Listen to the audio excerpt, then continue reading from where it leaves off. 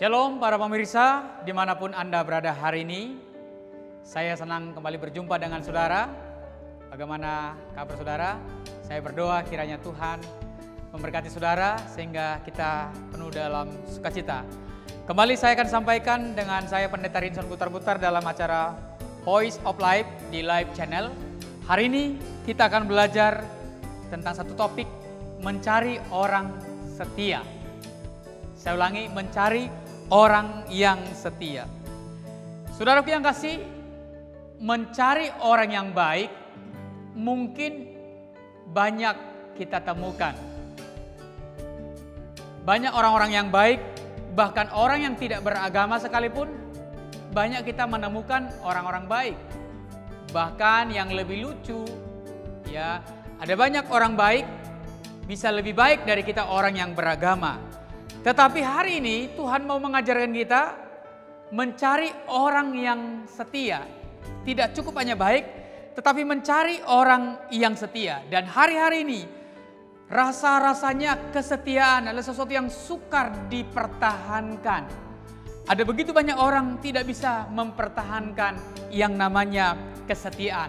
Tetapi hari ini kita akan belajar daripada firman Tuhan bahwa sesungguhnya Tuhan mencari orang yang setia. Hari ini kita akan belajar firman Tuhan yang terdapat dalam Amsal pasal yang ke-20 ayat yang ke-6. Firman Tuhan berbunyi, banyak orang menyebut diri baik, tetapi orang yang setia siapakah menemukannya? Saya ulangi, banyak orang menyebut dirinya baik, tetapi orang setia siapakah menemukannya? Saudara yang kasih, ketika Yesus berbicara tentang kesetiaan, maka kita sudah mendapatkan contoh teladan dari Tuhan Yesus sendiri, di mana Tuhan Yesus telah menunjukkan, membuktikan kesetiaannya sampai mati di kayu salib. Ketika Yesus tergantung di kayu salib, sebenarnya ada kesempatan bagi dia untuk melepaskan dirinya dari salib itu. Tetapi kesempatan itu tidak diambil. Tetapi dia memilih, Yesus memilih setia sampai mati di kayu salib untuk menebus dosa saudara dan saya. Tanpa kesetiaan Tuhan, tanpa kesetiaan Yesus, maka dosa kita tidak akan bisa diampuni. Tetapi lewat kesetiaannya, di mana Yesus telah setia sampai mati di kayu salib, maka dosa kita telah diampuni dan kita telah beroleh keselamatan. Saudara yang kasih, saya katakan tadi, mencari orang yang baik mungkin gak terlalu susah. Ada banyak kita menemukan orang-orang baik di dunia ini. Tetapi mencari orang yang setia kadangkala rasanya sukar sekali. Itu sebabnya hari ini kita mau diajar oleh firman Tuhan untuk kita belajar setia, meneladani Tuhan Yesus. Karena Yesus mencari orang-orang yang setia. Kesetiaan itu sesuatu yang sangat berharga di mata Tuhan. Saya ulangi, kesetiaan itu sesuatu yang sangat berharga di mata Tuhan. Sampai Tuhan dikatakan tadi mencari orang yang sungguh-sungguh memiliki karakter setia. Ya, setia artinya, saudara kasih, setia artinya berpegang teguh pada janji pendirian. Setia artinya tetap teguh hati. Setia artinya berkeyakinan yang teguh akan janji yang dia pegang. Kadang-kala manusia hari ini bilang A, bisa berubah B besoknya karena situasi atau persoalan. Ya, sehingga orang berkata, ya manusia ya mudah berjanji. Tetapi orang percaya, orang Kristen, kita diajarkan untuk memiliki janji setia di hadapan Tuhan. Saudara, dalam Injil Yohanes pasal 15 ayat yang ke-6 berbunyi, Alkitab katakan, bukan kamu yang memilih aku, tetapi akulah yang memilih kamu. Dan aku telah menetapkan kamu supaya kamu pergi dan menghasilkan buah, dan buahmu itu tetap, supaya apa yang kamu minta kepada Bapa dalam namaku diberikannya kepadamu. Artinya kalau Tuhan berfirman ya bahwa kita bisa menghasilkan buah yaitu buah kesetiaan, maka saya percaya saudara dan saya bisa memiliki buah roh kesetiaan tersebut. Itu sebabnya jangan berkata, mana mungkin Pak Pendeta, saya setia, saya kan manusia, saya terbatas. Betul, tapi Tuhan berkata, ya, Dia berkata Dia mencari orang yang setia. Nah, kita akan lanjutkan, kita akan belajar bagaimana caranya agar kita bisa tetap belajar setia kepada Tuhan. Saya yakin banyak orang yang ingin setia, tapi nggak tahu bagaimana caranya. Ya, banyak orang berjanji mau setia, ya, tapi kembali berubah dan berubah. Ya, seperti sepasang ya kekasih yang mengikat janji akan setia sampai mati. Tetapi ketika ada persoalan, ada masalah, maka apa yang dia janjikan, bahkan di hadapan Tuhan, di hadapan pendeta, di hadapan Tuhan, apa yang dijanjikan berubah. Tetapi hari ini Tuhan mau mengajarkan kita untuk tetap setia, karena ketika Tuhan nanti datang yang kedua kali, Dia akan menemukan saudara dan saya dalam posisi setia sama Tuhan. Nah, kita akan lihat poin yang pertama, rahasia pertama, bagaimana caranya agar kita setia kepada Tuhan. Dalam Ibrani pasal yang ke-12 ayat yang pertama sampai yang keempat berbunyi, karena kita mempunyai banyak saksi, bagaikan awan yang mengelilingi kita, marilah kita menanggalkan semua beban dan dosa yang begitu merintangi kita, dan berlomba-lomba dengan tekun dalam perlombaan yang diwajibkan bagi kita. Marilah kita melakukannya dengan mata yang tertuju kepada Yesus, yang memimpin kita dalam iman dan yang membawa iman kita itu kepada kesempurnaan, yang dengan mengabaikan kehinaan tekun memikul salib, ganti sukacita yang disediakan bagi Dia yang sekarang duduk di sebelah kanan tata Allah. Ingatlah selalu akan Dia. Rahasia yang pertama, bagaimana caranya agar kita bisa tetap setia kepada Tuhan? Yang pertama, pandanglah, fokuslah pada pengorbanan Kristus di kayu salib.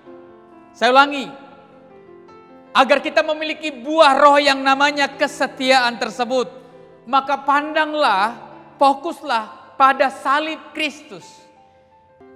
Dia yang tidak berdosa, tetapi Dia harus menanggung segala dosa kita. Harusnya kita akan mati binasa karena dosa yang kita lakukan. Tetapi Tuhan Yesus menanggung semua dosa yang kita perbuat. Dan dosa itu telah dipakukan di atas kayu salib. Dan Dia harus mencucurkan darahnya dari ujung rambutnya sampai ke telapak kakinya. Sebagai tanda, sebagai bukti. Dia mencintai saudara dan saya. Maka kalau saudara melihat dengan mata iman saudara, bagaimana pengorbanan Yesus di kayu salib, maka saya percaya kita akan berkata, Tuhan, aku mau tetap setia mengikut Engkau, karena Engkau telah berkorban, menderita, bahkan disalibkan untuk menebus dosa saya. Ada kesempatan bagi Tuhan Yesus untuk bisa lari, bisa lolos dari hukuman tersebut. Tapi pilihan itu tidak diambil. Tetapi Yesus memilih, Dia setia sampai mati di kayu salib untuk menebus dosa saudara dan saya. Sekali lagi, bagaimana rahasianya agar kita bisa tetap setia? Pandanglah, lihatlah salib Kristus. Pandang pengorbanan Yesus, ya, yang telah menanggung semua hutang dosa saudara dan saya. Maka saya percaya jika saudara memandangnya, melihatnya dengan iman saudara, percaya akan pengorbanan Yesus, maka saya percaya kita akan memilih untuk tetap setia kepada Tuhan. Apapun tantangannya, apapun persoalannya, karena persoalan dalam dunia ini itu sementara. Tetapi di balik itu ada kemuliaan yang kekal yang akan kita dapatkan sebagai buah dari kesetiaan kita. Itu yang pertama. Yang kedua, bagaimana rahasianya agar kita bisa tetap setia di dalam Tuhan? Rahasia yang kedua adalah kita lihat dalam 2 Korintus pasal yang keempat ayat yang ke-16 berbunyi, sebab itu kami tidak tawar hati, tetapi meskipun manusia lahiriah kami semakin merosot, namun manusia batiniah kami dibaharui dari sehari ke sehari. Sebab penderitaan ringan yang sekarang ini mengerjakan bagi kami kemuliaan kekal yang melebihi segala-galanya, jauh lebih besar dari penderitaan kami. Ada banyak orang berubah tidak setia karena menghadapi persoalan. Ketika baru dengar firman Tuhan, seseorang bisa berkomitmen, bisa berjanji sama Tuhan dan berkata, Tuhan, aku mau setia sampai akhir hidupku. Tetapi ketika ada badai, ada persoalan, dia lupa akan segala janjinya. Tetapi hari ini, bagaimana caranya agar kita bisa tetap setia, tetap kuat, walaupun menghadapi pergumulan. Karena pergumulan adalah sebuah proses dari Tuhan. Tuhan bisa izinkan pergumulan untuk memproses kita, sehingga kita semakin murni di hadapan Tuhan. Setiap kita, siapapun Anda yang mendengar hari ini, kebenaran ini, kita menghadapi berbagai-bagai tantangan, pergumulan sebagai proses, memproses hidup kita supaya kita semakin berkenan kepada Tuhan. Semakin kita diproses, semakin kita setia kepada Tuhan. Jadi ketika saudara menghadapi persoalan, mari kita berkata, ini sebuah proses. Saya sedang diproses, saya sedang dibentuk supaya saya semakin setia kepada Tuhan. Orang yang tidak bisa bertahan dalam proses, dia nggak akan mungkin bisa setia. Saya ulangi, orang yang tidak bertahan dalam proses, ketika ada badai dia langsung mundur, maka orang tersebut tidak akan mampu untuk tetap setia kepada Tuhan. Itu yang kedua. Yang ketiga, bagaimana rahasianya agar kita bisa tetap setia kepada Tuhan? Dalam Injil Matius pasal 25 ayat yang ke-23 berbunyi, maka kata tuannya itu kepadanya, baik sekali perbuatanmu itu, hai hambaku yang baik dan setia. Engkau telah setia memikul tanggung jawab dalam perkara yang kecil. Aku akan memberikan kepadamu tanggung jawab dalam perkara yang besar. Masuklah dan turutlah dalam kebahagiaan Tuhanmu. Ada banyak orang melihat orang yang sukses, orang yang berhasil, ya mereka melihat hanya keberhasilannya, hanya kesuksesannya. Tetapi tidak mendengarkan bagaimana ceritanya dia memulai usaha yang dari kecil. Ada seseorang yang berhasil, yang sukses, memiliki perusahaan yang besar. Dia bercerita bahwa dia memulainya dari dagang keliling. Dia tekun berdagang keliling, dia setia berdagang keliling. Mengedarkan dagangannya, menitipkan dagangannya dari warung ke warung. Dan hari ini dia menjadi orang yang luar biasa, memiliki sebuah perusahaan yang sangat besar dan diberkati Tuhan. Dan orang tidak tahu prosesnya. Dia telah setia dari perkara yang kecil. Saudara yang kasih, Alkitab pasti punya alasan yang kuat. Ya, karena dalam hidup ini kita harus melalui prosesnya Tuhan. Kita seringkali hanya melihat hasilnya, tapi kita tidak melihat bagaimana prosesnya. Dan Tuhan katakan, Tuhan mau mengajarkan kita bagaimana caranya agar kita bisa menjadi orang yang setia. Mulailah dari hal-hal yang kecil. Ada banyak hal yang Tuhan percayakan kepada kita perkara kecil. Kadang-kala kita di gereja diberi tugas hanya menyambut tamu. Lalu kita berpikir, cuma terima tamu, siapapun bisa. Dan kita asal-asalan bahkan datang terlambat. Padahal kita nggak tahu, kita nggak menyadari itu sebuah proses untuk kita bisa belajar dari perkara yang kecil. Untuk kita menjadi orang yang luar biasa di hadapan Tuhan. Siapa yang tidak bisa menjalankan persembahan? Tapi seringkali kita berkata, masa dari dulu saya menjalankan persembahan, kapan saya berdiri di mimbar dan lain sebagainya. Ya, tapi kita percaya jika kita belajar setia dari perkara yang kecil, maka Tuhan akan memberikan kita perkara yang besar. Saudara yang kasih, ketika saya masih di tingkat terakhir kuliah sekolah teologi, saya ikut membantu pelayanan di panti jompo. Waktu itu saya masih muda sekali dan belum pendeta. Dan saya mendampingi beberapa pendeta, untuk melayani di panti jompo. Saudara tahu pelayanan panti jompo yang kita layani udah oma-oma yang tua, tidak bau parfum tapi bau balsam. Bahkan jompo-jompo tidak ada persembahannya, tidak ada harapan apa-apa. Dan kemudian satu persatu teman-teman saya yang saya bantu ini melayani panti jompo, satu persatu pergi meninggalkan pelayanan ini dan tinggal saya sendiri. Tetapi puji Tuhan, saya setiap minggu saya layani mereka, saya hibur mereka, bahkan kadang-kadang dari kantong sendiri kasih 1.000, 2.000 supaya mereka semangat nyanyi memuji Tuhan. Tetapi tahukah saudara, akibat kesetiaan saya dalam perkara yang kecil itu, di panti jompo itu yang tidak ada harapan itu, Tuhan begitu luar biasa memberkati hidup saya. Begitu luar biasa memberkati pelayanan saya. Bahkan Tuhan memberi kepercayaan yang begitu besar dalam hidup saya ketika saya memulai kesetiaan dari jompo. Dan orang tidak pernah berpikir dari jompo tersebut. Itu sebabnya mari kita belajar dari perkara-perkara yang kecil. Ada banyak kesempatan, ada banyak peluang yang Tuhan kasih kepada kita, kepada saudara. Sebagai pelajaran yang sangat berharga untuk kita setia dengan perkara yang kecil. Kadang-kala yang kecil saja kita nggak bisa setia, bagaimana Tuhan bisa percayakan yang besar. Banyak orang maunya langsung untung besar, mau jabatannya tinggi, mau upahnya besar. Tetapi ketika dipercayakan dengan perkara yang kecil, dia nggak mengerjakannya dengan baik. Itu sebabnya pelayanan sekecil apapun yang dipercayakan kepada saudara, atau pekerjaan sekecil apapun yang dipercayakan kepada saudara, kerjakan dengan sungguh-sungguh, kerjakan dengan excellent, kerjakan dengan baik, lebih daripada apa yang diminta. Dan saya percaya Tuhan yang akan membalaskan segala pekerjaan yang kita lakukan. Walaupun rasanya kecil, mungkin tidak diperhitungkan. Bahkan Tuhan mengingatkan kita, orang yang mau menjadi orang besar, dia harus mau menjadi seorang hamba. Itu sebabnya saudara yang kasih, ya, setia dengan perkara-perkara yang kecil. Maka saya percaya Tuhan akan memberikan kepercayaan yang besar kepada kita.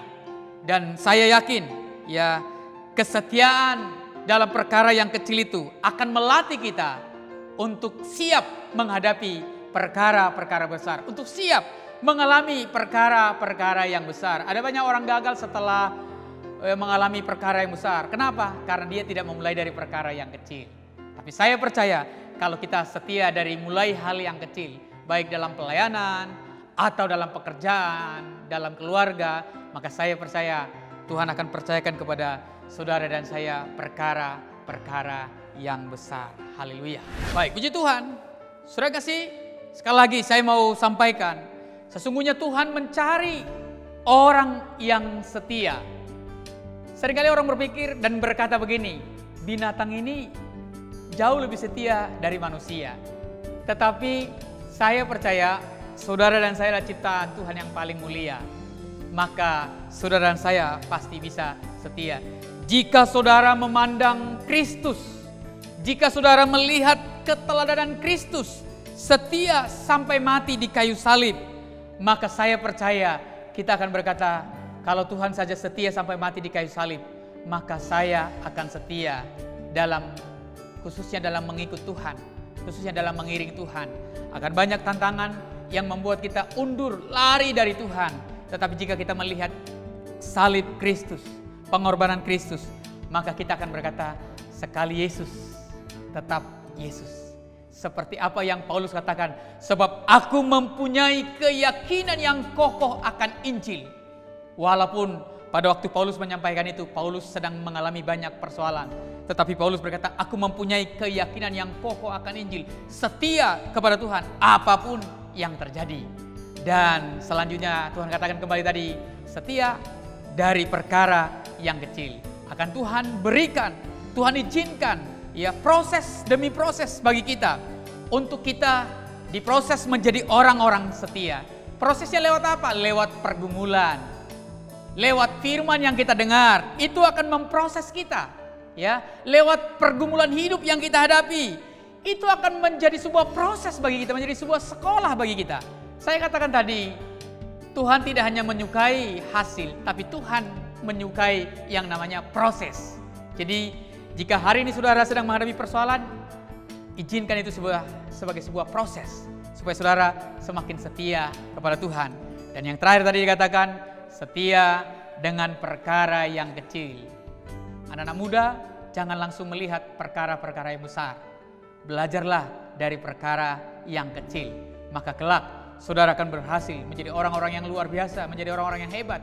Dan ketika saudara menjadi orang luar biasa, saudara tidak akan gampang jatuh. Kenapa? Karena saudara sudah memulai dari perkara yang kecil. Biar kiranya firman ini boleh memberkati, menguatkan, meneguhkan para pemirsa dimanapun Anda berada hari ini. Supaya kita menjadi orang-orang yang setia. Karena dikatakan ketika nanti Tuhan datang yang kedua kali, maka Dia menemukan kita setia. Seperti jemaat Smyrna, mereka setia sekalipun mereka sangat-sangat miskin, sangat-sangat menderita, tapi mereka tetap setia dalam Tuhan apapun yang terjadi. Kiranya firman ini boleh memberkati, menguatkan saudara, sehingga ketika Tuhan datang, kita ditemukan menjadi orang-orang yang setia. Mari kita tundukkan kepala kita akan berdoa. Saya akan berdoa khusus bagi para pemirsa dimanapun Anda berada pada hari ini. Tuhan Yesus, terima kasih hari ini hamba sudah menyampaikan kebenaran firman-Mu, di mana Engkau mencari orang yang setia. Hari ini hamba berdoa, biarlah semua kami yang mendengar kebenaran ini adalah orang-orang yang Engkau temukan menjadi orang yang setia kepadamu ya Tuhan. Karena kami menyadari ada banyak ancaman, ada banyak tantangan untuk kami tidak setia kepada Tuhan. Tapi hari ini Engkau mengajarkan kami bahwa Engkau sesungguhnya mencari orang yang setia. Biarlah semua kami menjadi orang-orang yang setia. Engkau menjamah dan memberkati setiap pendengar pada hari ini. Mungkin mereka mulai menjauh dari Tuhan. Mungkin mereka mulai lari dari Tuhan. Tapi hari ini Engkau berbicara menjamah setiap umat-Mu, setiap pendengar hari ini. Untuk kami kembali setia dan setia kepada-Mu ya Tuhan. Karena Engkau mencari buah roh kesetiaan. Terpujilah nama-Mu, meteraikanlah kebenaran firman ini. Dalam nama Tuhan Yesus, kami terima kebenaran firman-Mu saat ini. Haleluya, amin. Biarlah kiranya firman ini boleh memberkati saudara dimanapun saudara berada, sehingga saudara menjadi orang-orang yang setia. Sampai berjumpa dalam episode berikutnya. Shalom, Tuhan Yesus memberkati.